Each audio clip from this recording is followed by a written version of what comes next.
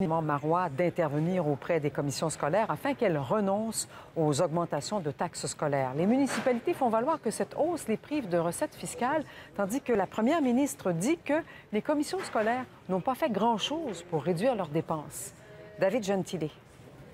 Mais je pense qu'on doit jouer franc jeu et mettre... Sans dévoiler ses cartes, Pauline Marois ne nie pas vouloir serrer la vis aux commissions scolaires. Les sommes éliminées étaient versées depuis 2006 pour pallier l'explosion des valeurs des propriétés. Il faut savoir que c'est une aide temporaire qui leur avait été accordée, alors elles savaient qu'elles devraient un jour ou l'autre renoncer à cette aide. Taxer plus n'était pas la seule solution, répète Pauline Marois. On aurait dû aussi réduire les dépenses ou puiser dans les réserves.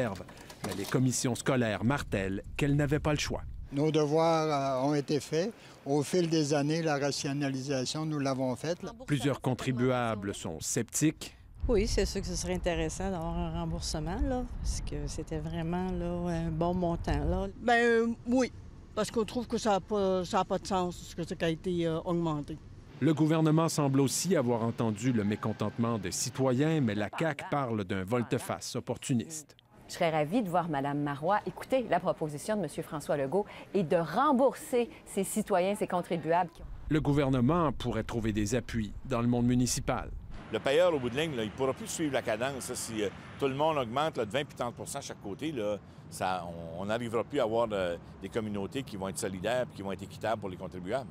Compte tenu de la complexité du dossier, on voit mal comment le gouvernement pourrait obtenir que les commissions scolaires remboursent les contribuables d'ici la fin de l'année. David Gentile, Radio-Canada, Québec.